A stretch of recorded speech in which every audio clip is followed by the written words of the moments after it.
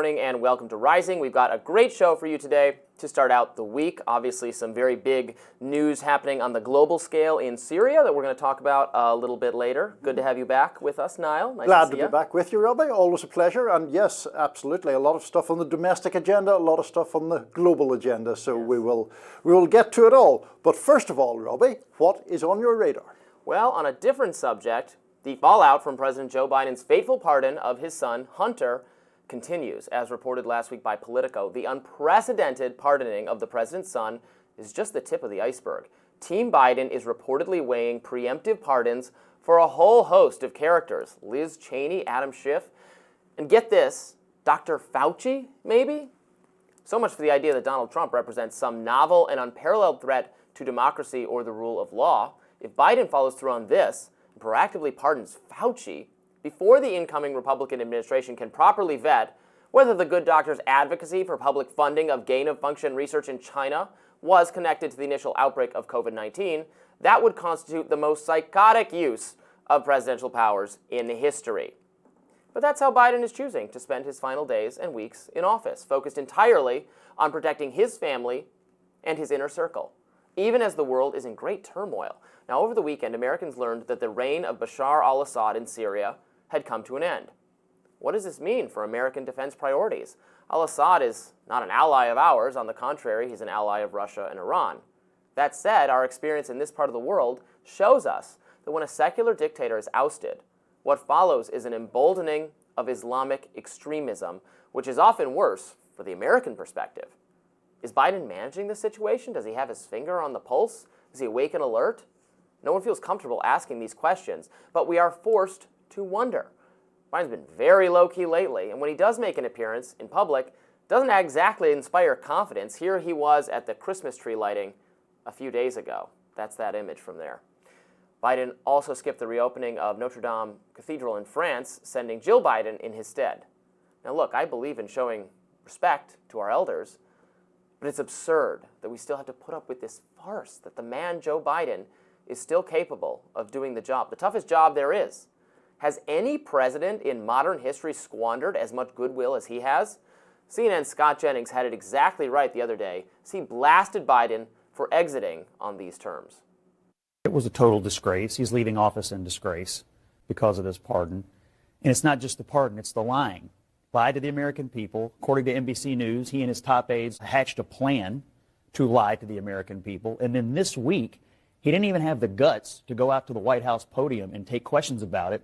He sent Karine Jean-Pierre out there, who was also part of the lying, and then she continued to gaslight the American people and the media.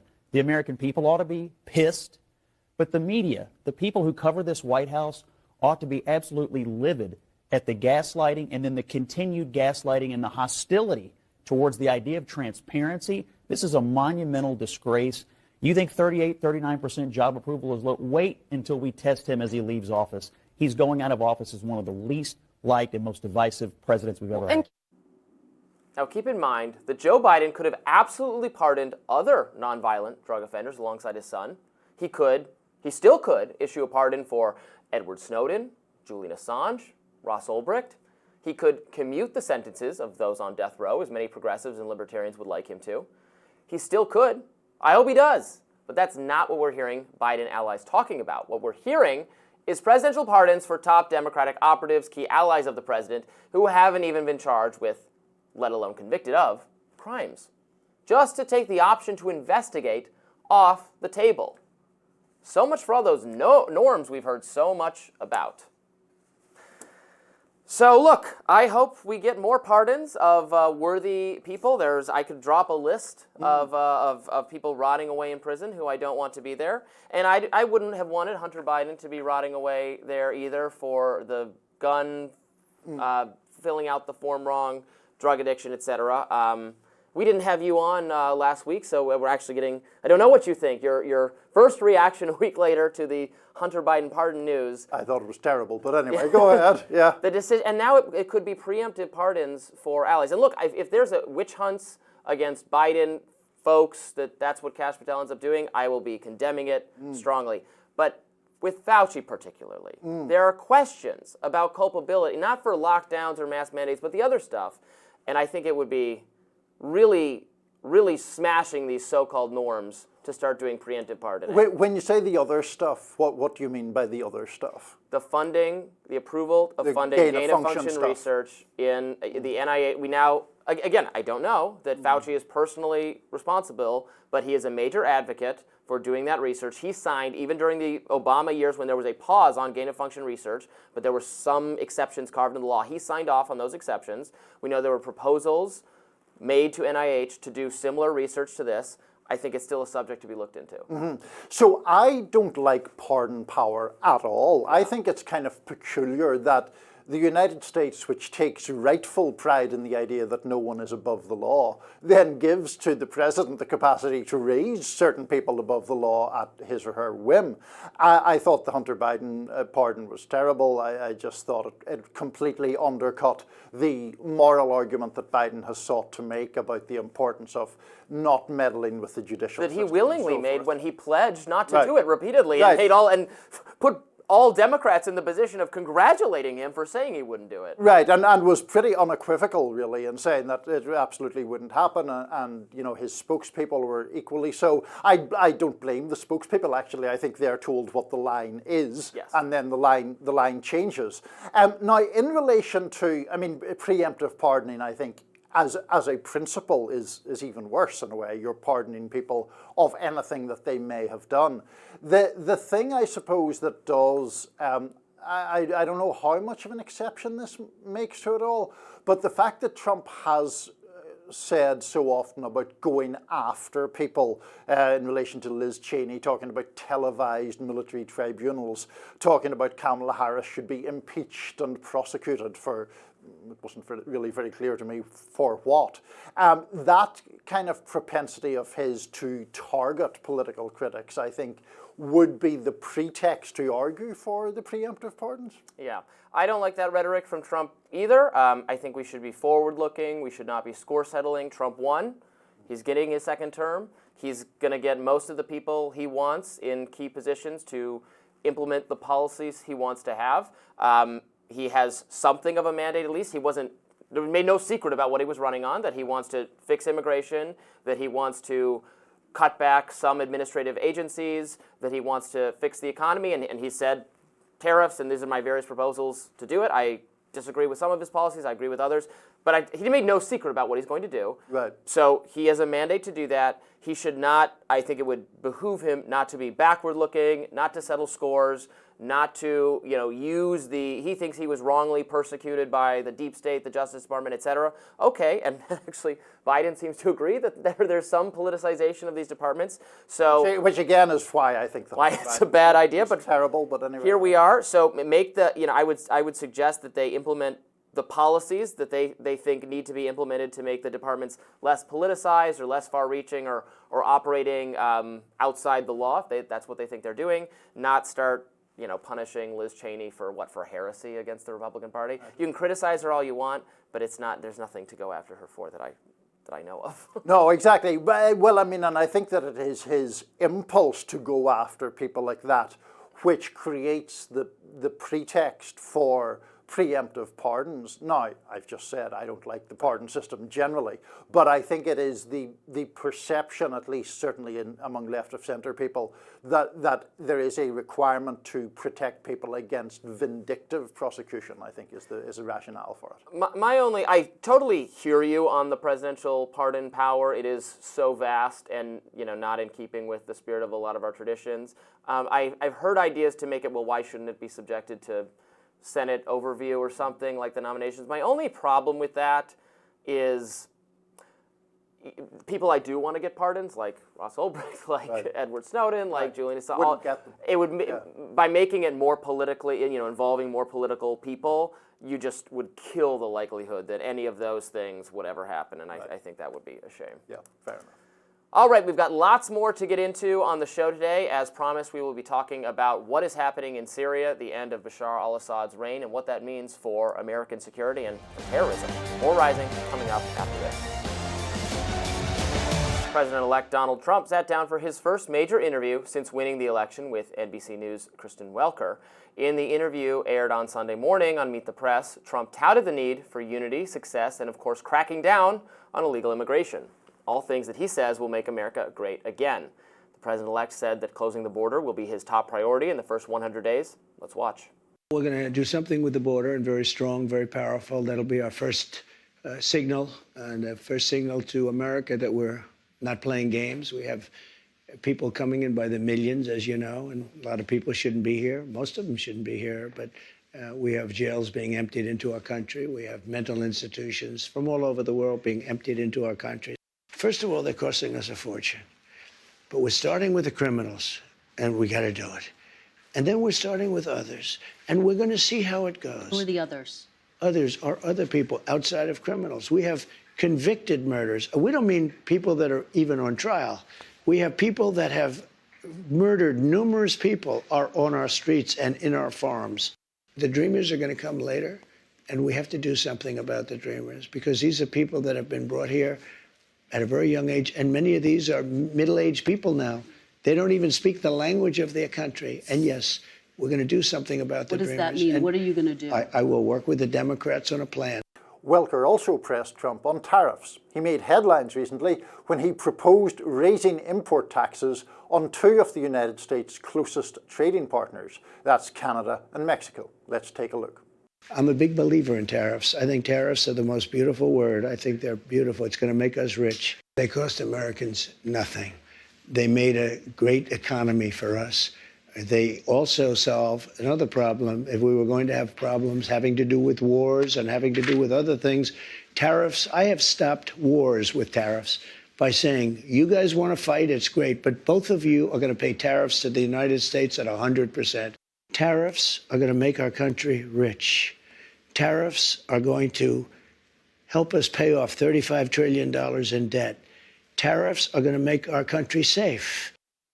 When asked if he is considering pardoning himself for any chance of being convicted over his role on the January the 6th Capitol riot, here's what Trump said. I didn't do anything wrong.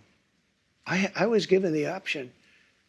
And the lawyers told me, a very specific lawyer, I don't have to go into who, but very high up in the administration said, sir, if you pardon yourself, you're going to look guilty. And you did nothing wrong. You promised to pardon those who attacked the Capitol on January 6th. Are you still vowing to follow through with that promise? We're looking at it right now, most likely, yeah. Well, Those people have suffered long and hard, and there may be some exceptions to it. I have to look. But, if somebody was radical, crazy, there might be some people from Antifa there. I don't know, because those people seem to be in good shape. Whatever happened to Scaffold Man? You know who Scaffold Man was? He stood on a scaffold telling everybody to go and nothing happened to him. Whatever happened to Ray Epps? Now, I don't know anything about Ray Epps, but it was sort of strange the way he was talking. Where is he? What happened to him? And then there was this testy moment. Let me ask you this about January 6th. I think Benny you're going to want to Thompson answer wrote this. in a statement that he has destroyed all evidence. Let me ask you this about January 6th. I wish you could be you have such potential. If you could be just non-biased, you hurt yourself so badly. I'm telling you, they deleted and destroyed all the evidence. Everyone knows it. And you slough it off like it doesn't mean anything. No, I'm just saying they deny it. That's all I'm saying. Kristen, if I did it, you would be standing up in that chair shouting at me. And you know what I'd do? I'd say, you got me. What a nice guy. Just giving a little career advice to an up-and-coming young journalist. It's really nice that he would take her under his wing so Just much. So patronizing and cringe. But anyway, you have such potential. Yes. Not the sort of thing you necessarily want to be saying. So there was a lot in that interview that I like and also that I don't like. I disagree with the president on tariffs. I think the smarter people in his incoming administration, like Scott Bessent, are defending them as tactical negotiating things. We're going to threaten to do it in order to exhort, to get some foreign policy objectives, some economic agenda from Canada, Mexico, China, etc. I think that's probably the most defensible way to use tariffs, but there's really very little argument that if we actually put tariffs on goods, it would raise prices for American consumers, and that's the number one thing we don't want to see happen. So let's not have tariffs come to pass. If he wants to threaten them, that's one thing. But he's right that he won certainly a mandate to fix the immigration problem, and I liked there that he was indicating that, when we're talking about deporting people, from his view, we're talking about convicted violent criminals, not just, going door to door, rounding everyone up. And then there was let's start there. What did you make of those comments? So we'll get to January the 6th in a second, which was the thing that I had the strongest objection to and I thought was least defensible. On the tariffs point, Robbie, one of the things that I find kind of curious about Trump often is it seems unlikely that a businessman for decades doesn't understand how tariffs work. But he talks about them in a way that just isn't really what happens. Like in that soundbite that we played, he talked about tariffs will make us rich. And he talks about it as if China, like Xi Jinping, starts signing checks to cover the tariffs on Chinese imports. And that's not what happens at all. What happens is the importer pays the tariff, and then, as you point out, that cost is passed along to American consumers. So in that respect, I think that is one of the broad dangers with Trump, is that he often talks about things in a way that is completely disingenuous as to how they actually work. Perhaps tariffs are at best a bitter medicine, a bitter pill we must swallow for some national security objective. It is not going to make things cost less. Now, you can make the argument, as I know some people in MAGA do, that if you're going to raise revenue for the government, that they would rather have it be through tariffs than have it be through income tax or something. If we're going to take from the people to raise revenue for the government, we'd rather do it this way than that way. There might be some validity to that. I tend to like sales tax better than income tax personally, but I think that's kind of an academic dispute, not really what's at stakes here. All right, let's get to the January 6th part of this. You said you had a strong reaction. I think that's by far the as I say, least defensible element of all this. Because look, those people were convicted or pleaded guilty to crimes, and the crime was part of an effort to overturn a democratic election in 2020 and to overturn it by force. More than 100 law enforcement agents were killed on that day. It was, by any stretch, I think, a very bleak day in American history. And to simply suggest that you'll pardon them because they have suffered or something, they have suffered the consequences of their own actions in the criminal courts, and as anyone should, regardless of their political views. And it very much appears that Trump is making the argument that these people should simply be pardoned because they were supporting him, even though they committed crimes in the act of doing so. Look, I don't think they should be pardoned just because they supported him, and I share your disgust for what went on that day. I believe in law and order. I believe in property rights. You can't just smash windows and trespass, and I would say that equally to the January 6th people and to rioters for any other reason and any other cause, including left-wing ones. I don't know about pardoning them. Let's take the prototypical, most offensive person involved in this, the MAGA shaman guy who was identified as a kind of leader of the activities, trespassed, defacing the Capitol. He got a deal for I just had to look it up again, 41 months in prison. The typical thing where it can't actually face a real trial because they were threatening 20 years, so you have to take a deal for less. He did not personally commit, I don't believe, correct me if I'm wrong, or commenters can correct me, that he didn't actually fight with any cops or engage in any violence. It's trespassing, and it's 41 months. That's what, 3.5 years? That seems like a lot, kind of, to me, to put a purely nonviolent trespasser in prison. And so if there's some kind of he served whatever time he has, I don't know if he's served that yet. He was also in jail the whole time awaiting trial. I don't know if these people get out now. I don't care. They're guilty. They were convicted. They got some prison time. Sure. I don't know that it needs to be, in our overcrowded prisons. Yeah. Right. Well, yes, but if we're going to start litigating every sentence passed on any criminal defendant or person convicted of a crime in this country will be here for a very, very long time. And a lot of them don't get any, a lot of people, particularly from poor backgrounds convicted of minor crimes, get almost no attention in that respect. My issue with the thing about it's trespassing, that may be the criminal charge. I do think that it is rendered somewhat different by virtue of the trespassing being in the purpose or with the aim of overturning an election. It's trespassing with the intent of undercutting the fundamentals of democracy. I mean, I guess, but they had no... I agree with you on the steps taken by people in Trump's orbit in terms of the legal matter in the days prior to it being very, very bad, and it's being litigated, it's being prosecuted. What the actual rioters did was not, they had no they had no military plan to occupy the Capitol or do anything that actually was going to, they were just going to meet elsewhere to do it. It was not going to impact. Seeking by force to frustrate the certification of an election is a major offence, and you don't need to be drawing up battle plans or trying to figure out which division or which brigade is going in here and there for that to be a serious offence. Well, we disagree on that. You can let us know what you think. More Rising coming up. It took less than a week and more than 50 years to topple the brutal Assad regime in Syria. For more than half a century, the Assad family ruled over Syria with an iron fist and did not tolerate any dissent.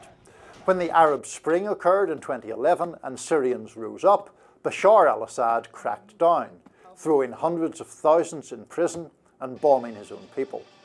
To help shore up Assad's support, Iran and Russia propped up the regime, asserting their own influence in the region. Fast forward 13 years, Russia is consumed with its war in Ukraine, and Iran is severely damaged and distracted by Israel's war against Hezbollah. The rebels were able to take advantage of the opening. Bashar al-Assad fled to Moscow while tens of thousands of refugees have returned to their homes. But it's unclear who is in charge. The U.S. is watching closely to see what emerges. For security, the U.S. struck more than 75 ISIS targets in response. It's important to mention that the man who is leading the charge is Abu Muhammad al-Ghalani. He is someone who at one point did have ties to anti-American forces in Iraq. He's now preaching pluralism and tolerance, but can that be believed? Now with us to explain all of this is Joyce Karam, a senior news editor for Al Monitor. She has covered the region for decades. Welcome to Rising. Great to be with you. So I think there's a lot of jubilation at the Assad regime falling, Assad being a very brutal authoritarian ruler. But the question becomes, what is next for this country? And as with so many of the other Middle Eastern countries, when the leader who was not good, make no mistakes, Gaddafi, Saddam, etc., when they go, what replaces them? And particularly in Libya, the experience was not so great. What are we expecting to see here? No, for sure. What we're seeing unfold in Syria is truly historic. It's on par with what we see in 1979, the Islamic Revolution in Iran, with other big events in the region, such as the fall of Saddam Hussein. However, you raise an important point. What is next? We don't know yet. That's the answer. This is a transition that's still unfolding. This is a splintered opposition. There are different groups, armed groups in Syria that control different areas. For example, in Damascus, the capital, HTS was not as present there as was the Free Syrian Army and the southern rebels. In the north, we see a mix between HTS and Kurdish groups. So how will this all emerge? It's happening right now. These groups are talking. HTS is communicating with inside leaders and with outside forces to work out the transition, to work out an arrangement that would be hopefully smoother than Libya, smoother than Iraq, but we are not there yet. In relation to that, Joyce, what do you think are the chances of a reasonably stable Syria coming into being. And related to that, what are we to make of this man, Abu Muhammad al-Golani, someone who I think has been unfamiliar to most Western audiences until very recently, and is now obviously a pivotal figure? What do you make of him? Two very good questions. Important to note that Syria has been unstable for the last decade and a half, since 2011, since the uprising and then the war. So the degree of stability is still unclear. It depends on the kind of transition that the opposition groups and the remnants of the Assad regime would agree to. So that's one. If there is an agreement in place, if there is a power sharing structure like we saw in Lebanon, for example, after the war in 1990, that would be very good, the best scenario for Syria.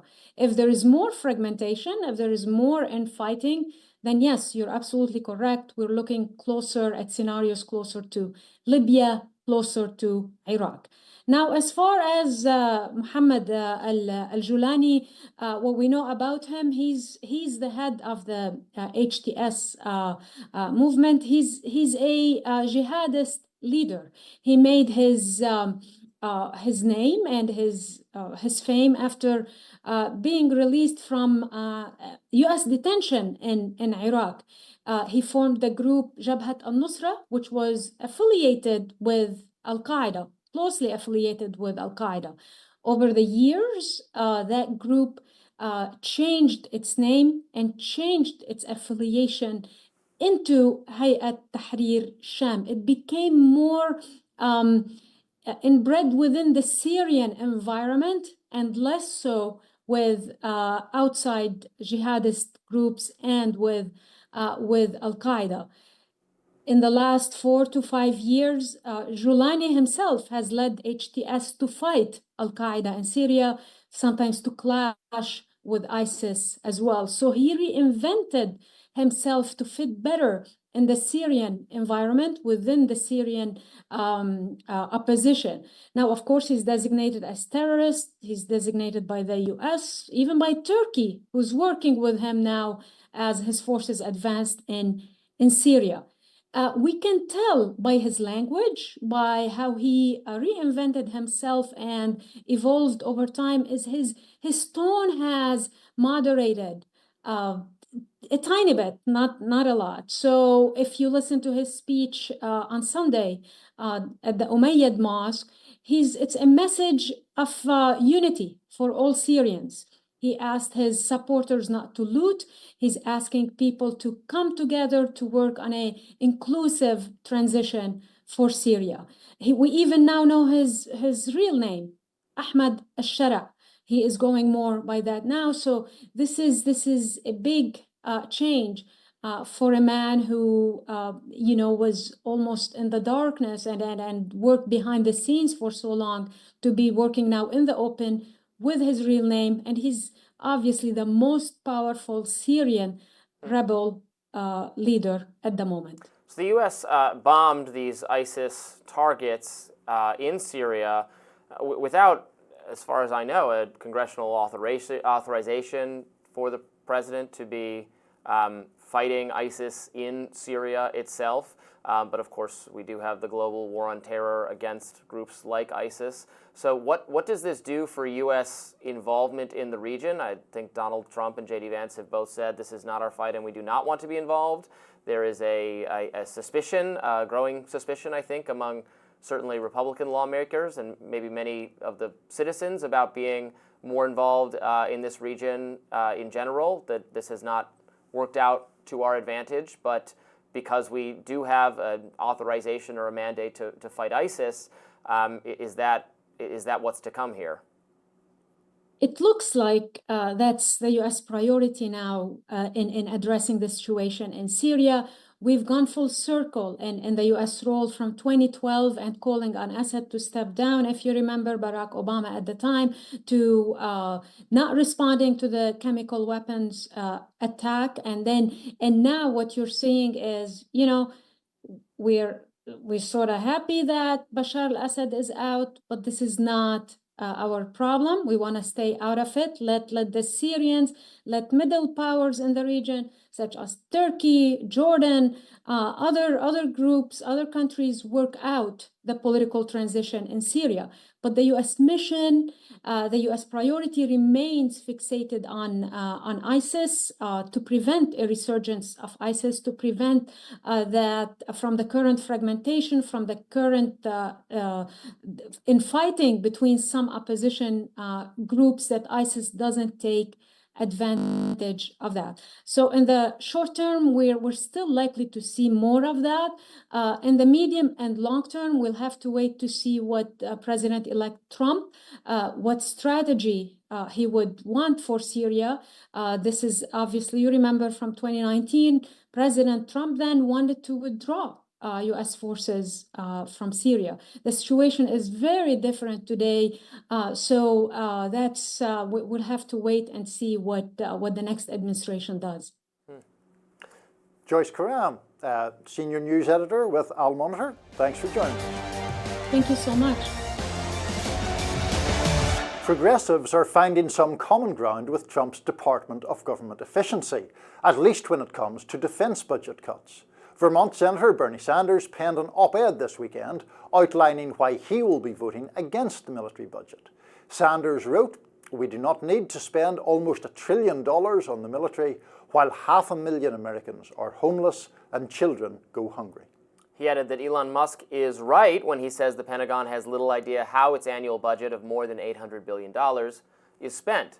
We need to change our national priorities. Instead of pouring endless billions into a wasteful and corrupt military-industrial complex, we should be investing in healthcare, education, and the needs of working families. I will be voting no on the bloated military budget. The New York Times also published an article outlining the shifts of many voters from Bernie Sanders toward Donald Trump.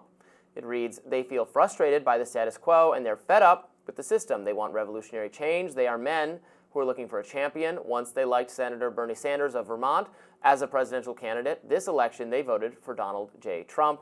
Some young men in particular, the populist pitches from Mr. Sanders and Mr. Trump aligned with their attitudes about the ruling class." Stony Brook University professor James Jarvis replied on Blue Sky that bros will be bros. Some are unhappy with his latest position. Activist Leah McElrath posted, "Does Bernie not understand that Trump and Musk have no desire to cut waste and fraud, but rather are seeking to privatize and profit from those expenditures even further?" Well, I don't know that that's what they're trying to do. I mean, maybe they're trying to do that, but they're also trying to make a good faith effort, I think, to cut the bloated budget of the Pentagon, which is bloated. They failed with 7 audits in a row. They don't even know what they're spending money on, whether it reflects the will of Congress or the will of the people. And so I'd be very happy to see Democrats and Republicans find areas to work together. And part of the polarization and frustration in our society is that our parties don't come together to do good things for the American people. Sometimes when they do come together, it's a sign that they're about to do something very bad, like the Patriot Act or whatnot. But coming together to find productive areas to shrink the budget, and it can't be all just foreign aid. I saw Ron Paul called for eliminating foreign aid. I would agree with eliminating foreign aid, but it's like 1% of the budget. We got to find other areas to cut, but I hope they do that.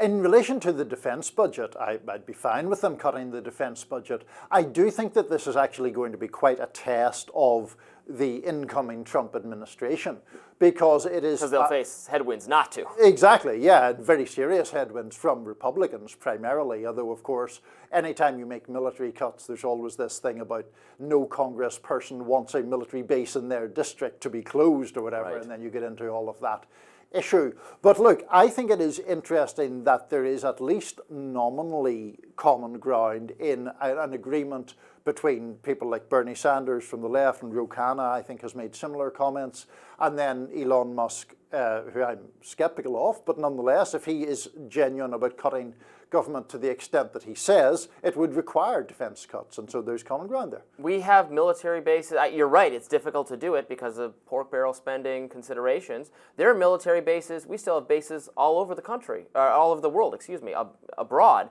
We could close those, and sometimes those are, not only do they not enhance enhance our safety. They make us unsafe, because if they're in unsafe parts of the world and they come under attack, then we have to respond. If we get attacked, we have to do something. That's how wars start. Right. So it's not helping to have a presence or to have troops in conflict areas, and it costs money. So we could make those cuts. Well, in that instance, there are a lot of those areas where the presence of United States military causes, to put it mildly, a lot of blowback from the local population. Yes. Who think that, what is this foreign military doing on our soil? Yeah. Just as Americans would think that if there was some foreign base here.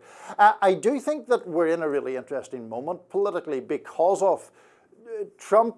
I mean, there are all sorts of reasons that I think are very valid to be critical of Trump, and I do think he has authoritarian tendencies, and I do think he lies a lot, etc., etc., etc. There is also the fact that because he is, to say the least, an unconventional figure, some of the things that he proposes or some of the worldviews that he has do have a certain amount in common with more progressive positions, non-interventionism and all of that. So it is, I think, interesting to see how all this will play out. Will he be sort of dragged back by the gravitational pull of the Republican Party to more orthodox, hawkish, conservative positions, or will he genuinely break from that? Yeah, that's what we're going to see. And so far, the picks for the cabinet don't give you total indications, because there are people like Marco Rubio who are going to be heading the State Department with very traditional, I would say, Republican views. But then he has clearly, Elon exerts some level of influence. Tulsi Gabbard is going to be exerting some level of influence. RFK Jr., people with a variety of positions on issues, but do all seem to have at least in some ways, a non-interventionist or a skeptical of more government spending on this front. And then with buy-in from people like Bernie Sanders and Ro Khanna and others, it seems like this is a moment where something could actually happen. Like, we didn't know what the Trump administration was actually going to look like, because last time, to his detriment, I think, it was staffed with a lot more of the traditional Republican people. I mean, I would even assert that the kind of neocon movement tried to exert, as they remained the most critical of Trump force in the Republican Party. Now they're just kind of not in the Republican Party anymore, so hopefully they're not exerting that kind of influence. Yeah, I mean, I think certainly the first time around, the Trump administration almost was like a coalition government of a kind, in the sense that you had the Reince Priebus's and later the John Boltons of the world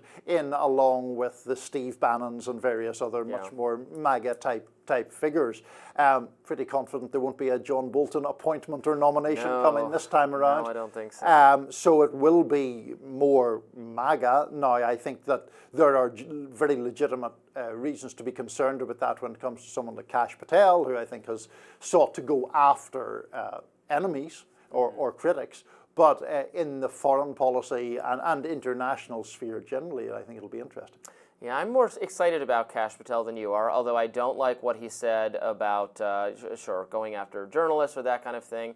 I hope that's just bluster. If that comes to pass, I'll criticize it. But he's also talked about eliminating the duplication in the FBI in terms of intelligence gathering work the CIA is already doing, and there's no reason for the FBI to be doing it as well. That you could, you could get the agency more back on the task of just dealing with organized crime, violent crime, etc., not having this kind of national intelligence focus that has strayed from the mission and that other aspects of the government are doing. So I liked to hear him talking about that, and I hope that's what we're concentrating on, because that could be a money-saving thing and a less civil liberties violation. I mean, I think it's remarkable to have an incoming FBI director who has actually contempt for how the agency has treated Americans' civil liberties. That's a good thing to me. Now, I agree with what you said about him, so I hope that's the direction we go. We shall see. We shall see.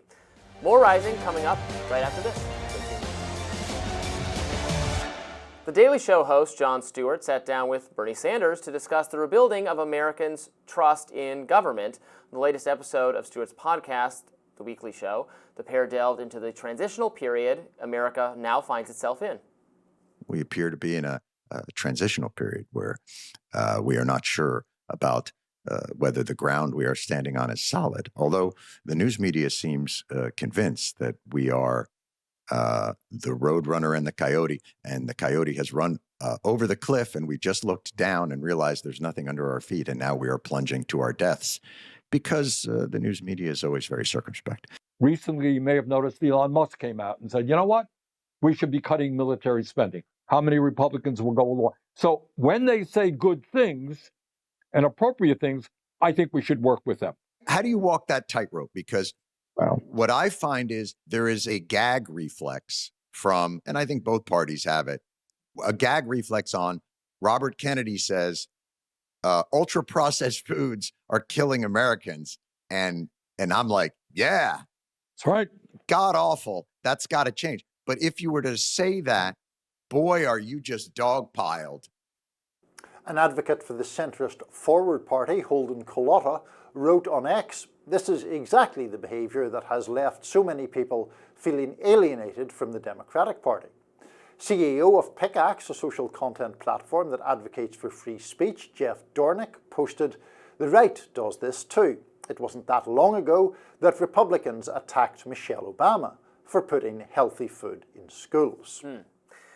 Yeah, I think that interview with Jon Stewart and Bernie Sanders was very interesting as they discuss hopes for an alliance that we are talking about a lot on Rising these days, a potential alliance between progressives like Bernie Sanders and Ro Khanna and aspects of the incoming Republican administration to find areas of the government that we agree on cutting, particularly as it pertains to defense. So I was glad. I'm celebrating. I'm talking about it a lot, that I'm happy to see Bernie Sanders saying he'll do that, and Jon Stewart saying he wants to be a voice for that as well, and pointing out a phenomenon I think is very real, that the mainstream media pounces, to use their favorite construction. Republicans pounce. Republicans always pouncing on everything. The mainstream media pounces on these, controversial figures or provocative figures like RFK Jr., like Tulsi Gabbard, etc., and goes after them for everything, even when they're saying some things that progressives have been saying, or Democrats or liberals have been saying, even garden variety liberals have been saying for years about the food and our health and the way it's regulated. And I don't even know that I agree, but it's something that liberals used to believe in, but now it's because RFK Jr. is the advocate of it. They got to go the other way or say it's all going to be bad. Yeah, and I think that is generally a problem in politics. I wish I could remember now, there was some policy during the Obama era where a pollster had the unusually bright idea of saying, do you agree with this policy? And then asked a separate sample, do you agree with this policy as advocated by then President Obama? And the Democratic approval for it went up massively in the ones that you said, it's Obama who wants it. No, I don't think that's only a Republican or Democratic thing. I think that tendency is quite widespread. As far as the controversial figures are concerned, I try to be very careful in what I criticize them for. And you are very careful. To credit you tremendously. I think our viewers appreciate that you, yes. Thank you, Robby. Independent thinker. Well, for example, I have been critical at times of Tulsi Gabbard on this show, but I was reading something just preparing for this morning's show where there was a story written, and in this story there was a link saying regarding Bashar al-Assad that she, Gabbard, has defended his regime. So I thought, has she? I wasn't sure she exactly had done that, although she did meet him. And I click on the link and it's not her defending his regime at all. It's her saying that Syria is not a danger to the United States, which isn't to say that Bashar al-Assad is a great guy. She might think Bashar al-Assad is a great guy. I wouldn't have gone to meet him in 2017 as she did, but that's neither here nor there. I think you have to be fair in what you criticize people for. Right, I agree with that. This is the position that advocates for nation building and regime change and interference always try to put anti-interventionists on both the right and left in this box of saying, oh, so you must support, if you don't think that this is a valid U.S. military target, you must support the atrocities being committed by the regime. It's like a, when did you stop beating your wife kind of construction that is just so pathologically unfair. They are not living in reality. The reality is we fear we would cause more misery and more suffering and more instability and not do our own security any favors by being involved. And we've seen that time and time again. That has been how events have borne out. They have validated that fear and that concern. And that's very much how I'm feeling right now about the Syria perspective. I think we're still gauging reactions. I've been happy to see people like J.D. Vance and Donald Trump saying the president's position, the next president, Donald Trump's position is that this is not our fight and we should not be involved. Of course, we just did see the mass bombing of ISIS targets in the region, which I don't know that I necessarily object to. We are at war with ISIS, although there is no actual authorization to attack ISIS in Syria, so maybe we ought not to be involved. And if the incoming regime is going to have an ISIS contingent, maybe we don't want to provoke hostilities. It seems like a mess, and the best way is to be as minimally involved as possible. Yeah, I think I'm more, I don't know if I'm more optimistic about the future of Syria than you are. Maybe I'm not. Well, you certainly are, because I am not optimistic at all. I am pessimistic. So if you're even slightly optimistic, you're more optimistic than I am. Well, maybe I'm more jubilant about the downfall of Assad, I think, because I think that he's just a terrible good riddance, and a terrible regime. And so I think that, there was no bright future for Syria if he had stayed in power. So now he's out. It's good that he's out, and we'll see if the Syrian people can get themselves together to have some better situation. You mentioned previously the example of Libya, which is not a particularly auspicious example, to say the least, but we will hope for a better day than that. More Rising coming up next. We're going to talk about AOC. What does her political future look like? Did Democratic Congresswoman Alexandria Ocasio-Cortez finally come out of hibernation? The progressive millennial who came into Congress in 2019, guns blazing, has maintained a rather quiet profile in the last few years, but on Friday she launched her bid to become the Democratic top dog in the House Oversight Committee. Her move pits her directly against 74-year-old Congressman Jerry Connolly, one of the more senior members of the committee, as Democrats scramble to prepare for the second Trump administration and incoming GOP majority in both chambers, the House and the Senate. In a letter to fellow House Democrats, AOC said she understands the Herculean task of leading the panel in the next Congress, writing, quote, "We must balance our focus on the incoming president's corrosive actions and corruption with a tangible fight to make life easier for America's working class." According to NBC reporting, AOC's been shopping the caucus for support since Thursday. Though no one has publicly announced their support, Congressman Ro Khanna told NBC that she is, quote, "very collaborative and that progressives are needed in leadership." The contest will also serve as a telltale sign of whether the Democratic caucus is open to generational change, or if they will stay the course, choosing seniority instead. Yeah, AOC is a figure that some of the harder left-leaning, more left-leaning progressive guests we've had on the show, or hosts perspectives we've entertained, I think she's been a disappointment to them.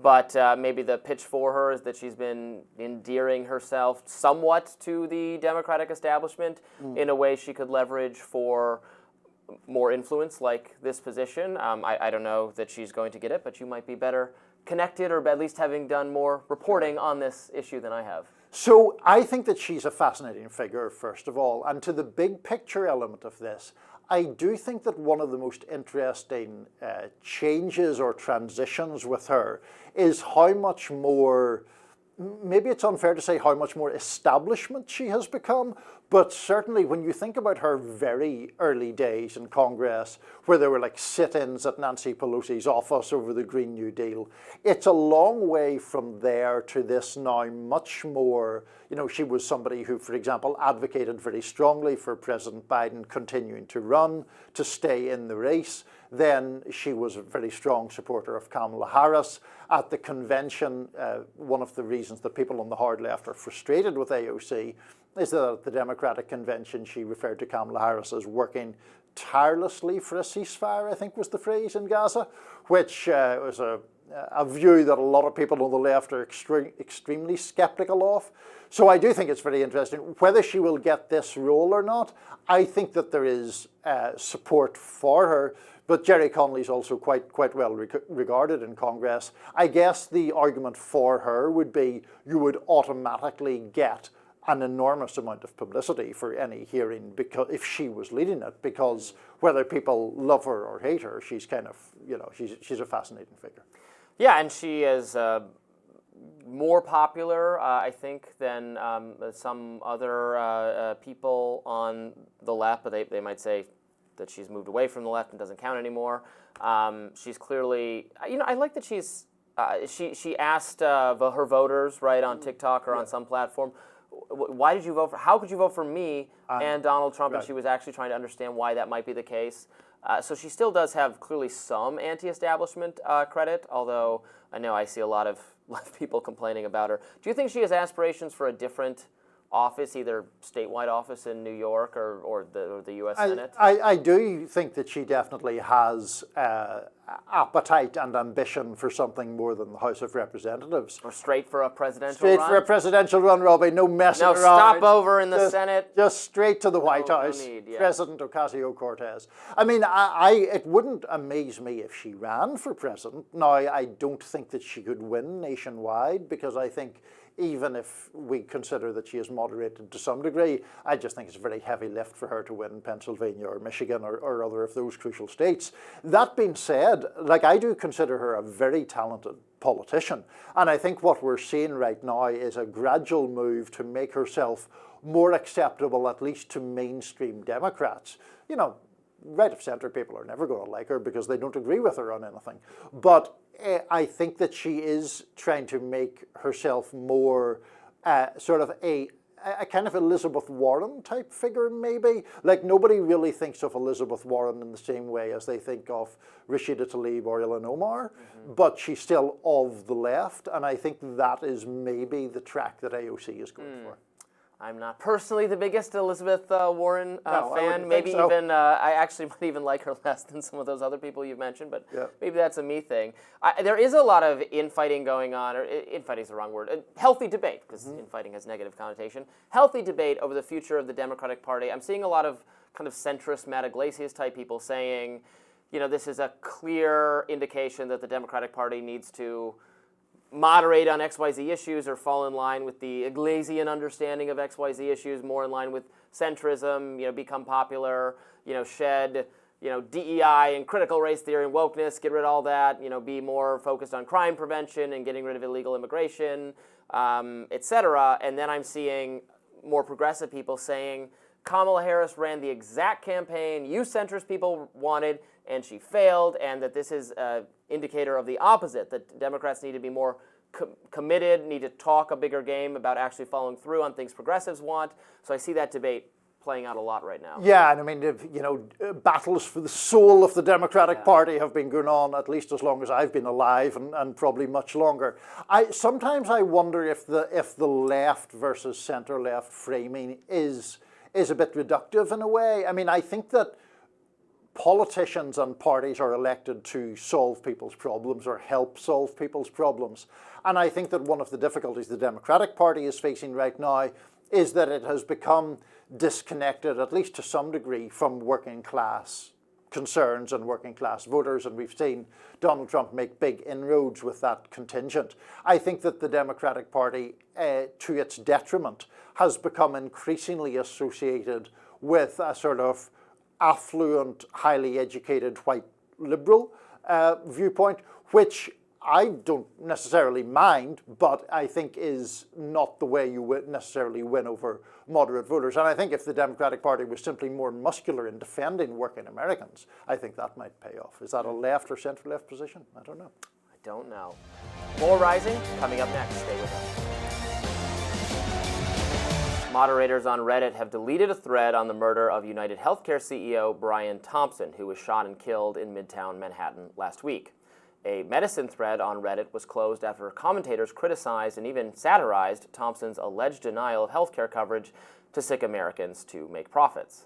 Many posts, including from doctors and medical professionals, shared critiques of Thompson's business practices. One medical doctor wrote, quote, "When others' human lives are deemed worthless, it is not surprising to have others view your life of no value as well," end quote. And another said, quote, "What has bothered me the most is people that put fiduciary responsibilities, profits, above human lives, none more so than this company as run by him." Another doctor posted, quote, "I cannot even guess how many person years UHC has taken from patients and their families through denials. It has to be on the order of millions. His death won't make that better, but it's hard for me to sympathize when so many people have suffered because of his company. Since the assassination of the CEO in broad daylight, there have been an appalling number of people coming out to applaud his death or make excuses for it. Leading the charge, in some sense, was none other than tech writer Taylor Lorenz, who sparked outrage after a post she made that appeared to celebrate, was criticized for seeming to celebrate, the gunning down of Brian Thompson. She wrote, quote, "When you see the entire internet left and right uniting around one thing, and that is celebrating the death of a healthcare CEO, you have to ask why." She went on to say UnitedHealthcare has murdered thousands of Americans by denying them coverage. Now with us to discuss all of this is Editor-in-Chief of The Lever, David Sirota, who has done a lot of reporting on the healthcare industry. David, welcome. Thank you. Thanks for having me. So let's get, first of all, your overview on the reaction to this killing. It has, I think, been surprising to many people how much glee is maybe an unfair word, but certainly there has been a lot of pretty vigorous criticism of the healthcare industry after this man was murdered. What do you make of what's going on here? Well, look, I think that we just came off an election in which healthcare was not talked about really at all among the two parties. There's clearly a lot of anger at the healthcare system in the United States right now, understandably so. A system that has put insurance companies, for-profit insurance companies, between people and medical providers. And let's be clear, that has been going on for 40, 50 years. It was fortified. It was strengthened at a moment when it didn't have to be, when there was a moment of a discussion of healthcare reform. The insurance industry's power to exist between us and our medical providers was strengthened under the Affordable Care Act. Now, I think there were a lot of things in the Affordable Care Act that were necessary and good, like regulation, insurance regulation. But the point is that even at a moment that we allegedly solved the healthcare crisis 15 years ago, it actually strengthened the power of the middleman between Americans and their doctors. So all of that's to say that the anger at health insurance companies that's out there is real. It was not expressed in any real way in the Democratic arena, small d Democratic electoral arena, but it doesn't mean that anger at the health insurance industry has gone away. And so what I think you've seen in the last week is an expression of that anger. And my question is, why isn't it more central in our politics?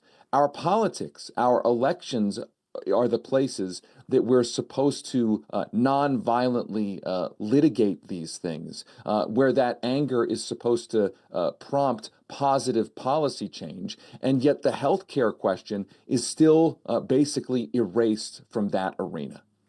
Yeah, I can certainly understand frustration at the healthcare industry, at the process of receiving care and having it covered is so bureaucratic and confusing, and no one, of various ideological stripes is satisfied with the current system.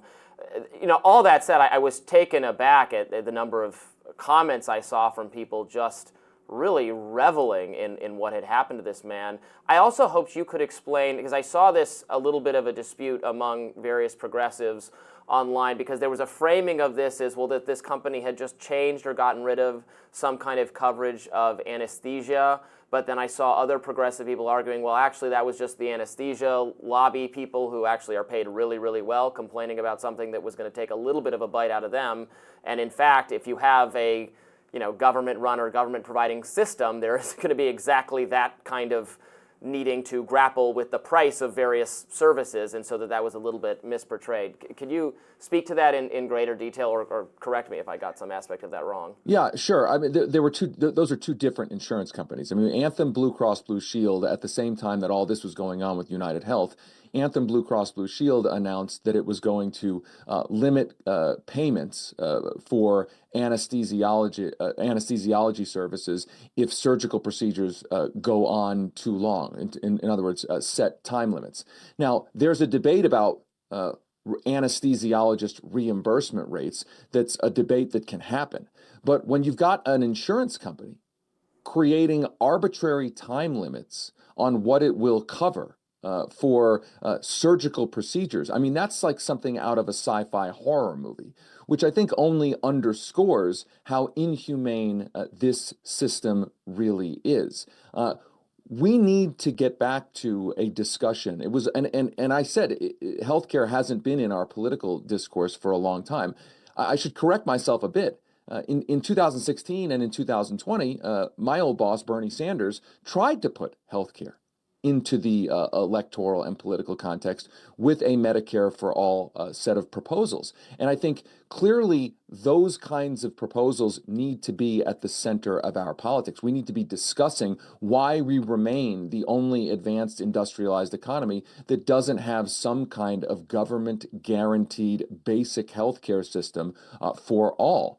You can debate whether and what that healthcare system would do, what kinds of sacrifices potentially with vis-a-vis private insurance and provider payments, et cetera, would have to be made. But I would say this about the question about doctor remuneration rates. Let's not forget that in our country, medical providers often have to take on, I think I read that it was an average of $200,000 of debt just to become a physician or a specialist. So if we're going to talk about reimbursement rates, we need to talk about how do we make medical education more affordable so people on the other end of that education system don't need to get reimbursed at rates that people find objectionable in order to pay back those debts, right? The whole system needs a full audit to get to something a lot more humane and a lot more efficient. And let's be clear, one last thing I will mention.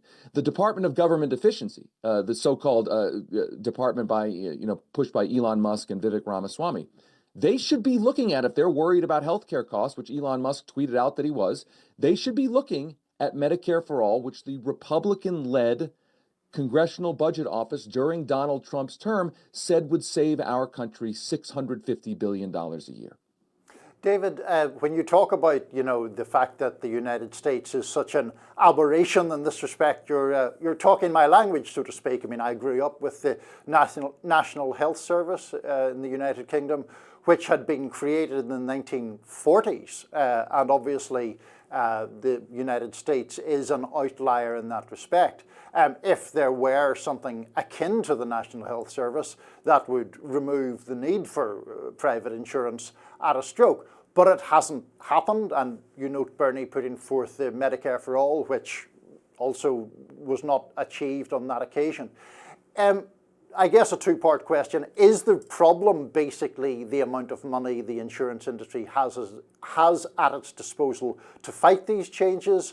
And if that is the case, will that change anytime soon, or are you somewhat resigned to things being as they are for a while? Well, I think the first part of your question is, look, we don't have a humane healthcare system because we have built a system of legalized corruption in our politics. That the health insurance industry is an incredibly powerful industry that gets its way in Congress all the time because it spends a lot of money on politics. The money that it spends on campaign finance and lobbying, this is not philanthropy, this is an investment. The return on the investment that it gets is a set of policies that puts for-profit insurers between Americans and their medical providers. So yes, the reason we are an outlier is because our political system is an outlier. It is a form of legalized corruption, as we detail, by the way, in our audio series called Master Plan, a series of court rulings and the like policy changes to make essentially bribery and corruption legal. So the healthcare system is one outgrowth of that. Now, I would say this, at some point, money in theory is not able to buy everything that immiserates the public for as long as the healthcare system has immiserated us. So I do not accept the idea that we cannot get to a humane, universal, government-guaranteed healthcare system. Medicare for all is an idea. The reason it's a salient idea is because people know what Medicare is. We know how Medicare operates. It's not perfect, but there are things about it that are much better than private insurance. Surveys show that people who get Medicare are more satisfied with their health care than people who get private insurance. We know that Medicare has a 2% administrative overhead, while the private insurance industry has a 17 or 18% administrative cost built in. So we know that Medicare, it's again not perfect, but it works, and in many ways works a lot better than the private health insurance industry. So the point is, there have been times where we've gotten very close to expanding Medicare. I mean, I tweeted it. Today is this week is the 15-year anniversary of Joe Lieberman killing off the proposal during the Obama administration to expand Medicare, lower the Medicare enrollment age, or at least allow people to buy into Medicare. And my point in saying that is, yes, Joe Lieberman and Democrats in the Senate were successful in killing it off, but it got close. And my point is that I think if there's enough anger out there, if there's enough pressure out there, I do think this can be a moment of positive change. Mm-hmm. David Sirota, founder of The Lever. Thanks for joining us. Great conversation as always, and much to think about. Thank you. Thank you. Thanks to both of you. Daniel Penny has been acquitted. This is breaking news. We are just reacting to it here live on Rising. This is in the subway death case of Jordan Neely. A jury has found Daniel Penny not guilty. So the trial is over. This is the two charges pending against him. The more serious charge was dispensed with at the end of last week in a way that some defenders of Daniel Penny were very dissatisfied with, because the prosecutors almost tried to say, well, we'll take this charge off the table if you give that other charge another look, kind of trying to salvage what was clearly a deteriorating case from the perspective of the prosecution. But today, just now, breaking news, the jury decided not to convict on the lesser, though still it would have compelled a significant prison sentence, a lesser sentence, but a lesser charge. But that is done now, and so reactions are just starting to pour in. But Daniel Penny, a free man. Yes, criminally negligent homicide was the lesser charge, the one that was still being adjudicated until a few minutes ago, and could have faced up to 4 years in prison had he been convicted of that charge, though it was not obviously as serious as the second-degree manslaughter, which was the other one. I suspect we have probably different views on this case and on Daniel Penny. I find the verdict rather dispiriting. I think that it is unfortunate that juries sometimes hold that people can act in ways that seem to me recklessly callous. I don't think anyone thinks Daniel Penny went out with the intention of killing someone, but he nonetheless put Jordan Neely in a hold of some description for about 6 minutes. Jordan Neely's body went limp at one point. There was at least one bystander who told Daniel Penny to get off him, and he did not. And I think it is deeply unfortunate and rather depressing that there aren't criminal consequences for that. Well, sure.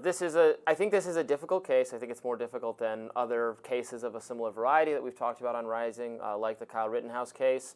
What nevertheless leads me to the conclusion that I think if I was on the jury, I'd have a very difficult time convicting him, is the other complicating factors that include, what is your duty not to put yourself in a situation where you are mentally ill and drug addicted and threatening people, and that someone is going to intervene, not deliberately, was not trying to kill him, choked him for too long. But then the additional complicating factors to me are, which came out during the trial, that he was still breathing when the police arrived. The police used Narcan. They did not use, this was according to testimony at the trial, the police did not give mouth-to-mouth because they considered him filthy and disease-ridden.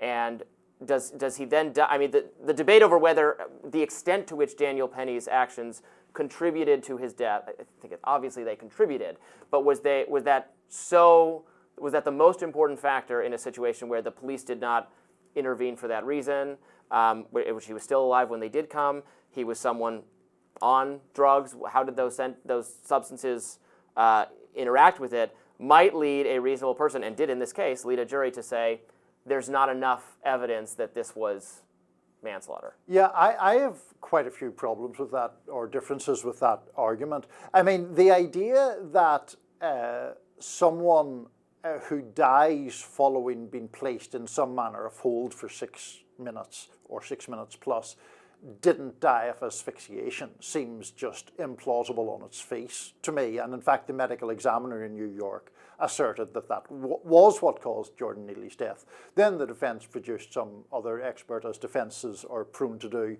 to say no, and drugs and all the rest.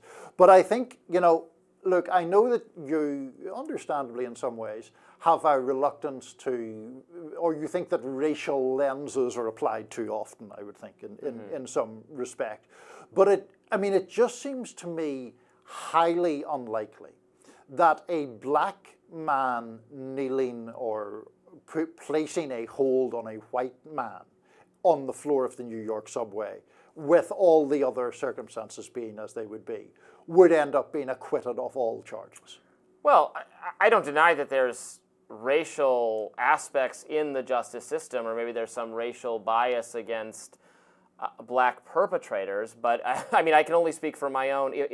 If the victim in that case had been belligerently mentally ill, threatening people, had a history, had a record, a criminal record, had an outstanding criminal warrant, had attacked someone on, I believe it was on the subway, or it was at least in public, before, had a history of violence against subway passengers, was threatening them, was mentally ill and drug addicted, and someone intervened because the people felt unsafe, and it is a tragedy what happened, and you can't just kill people for, you know, acting out in public. I agree with that, but also what is being asked of commuters in New York and elsewhere, with the police just not doing nearly enough to deal with mentally ill people in public places who are threatening them.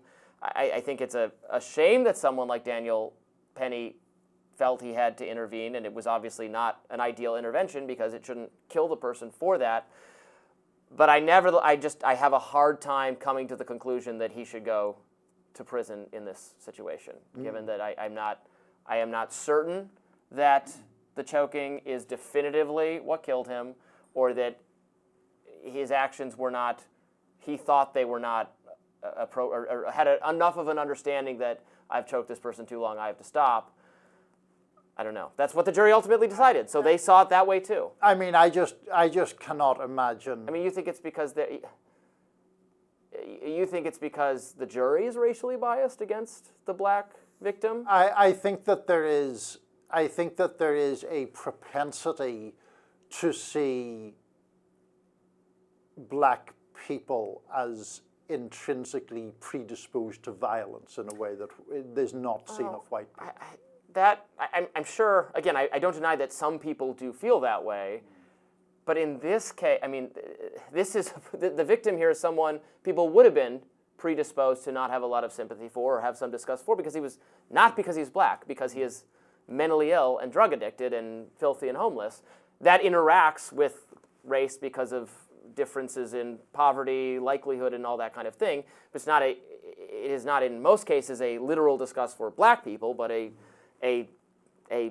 understandable, on some level, disgust for people having these traumatic and violent episodes in public. I mean, not to get on my high horse, but I don't think we should necessarily, like, disgust is, to my mind, a peculiar word to use for a mentally ill person.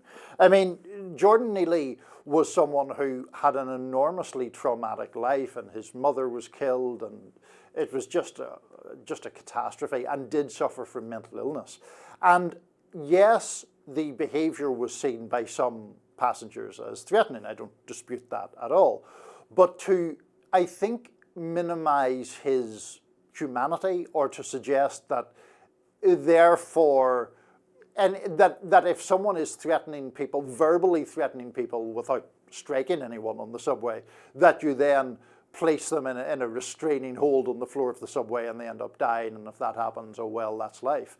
That just isn't an appropriate. I mean, look, I've been In New York once, a couple years ago, I was in a McDonald's in New York City. This is the only time this ever happened to me.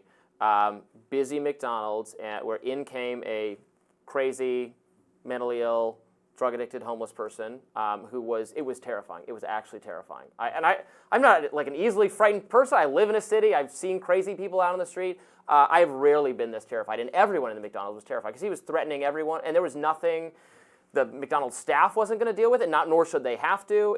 No one was, like, everyone was just kind of looking away, hoping you didn't meet his eyes, and he was scary and violent and threatening people, and eventually the police, I think there was a security guard there who wasn't going to do anything. It was everyone was very paralyzed. I mean, it sounds ridiculous. He didn't come in with like an AR-15 or something, but it was scary, and people were scared. And if that is a common and regular occurrence, again, this is not the solution to expect that people need to intervene, but if there's a jury that felt like showing this guy a little leniency, maybe they've had that experience. Yes, you're in favor of leniency too, yeah. I mean, I'm in favor of leniency in general. I'm a supporter of criminal justice reform, and I don't know how I would, I didn't follow every single fact to come out of this case, but the jury has made its decision, and I know a lot of people on the right will be happy about it, and a lot of people in the liberal circles will not be, and we'll probably be discussing it again tomorrow, so you can look forward to that. But for now, that does it for Rising Today. Be sure to like, share, and subscribe so you never miss any content. And for those of you who like to listen while on the go, we're now available anywhere you listen to podcasts. See you tomorrow.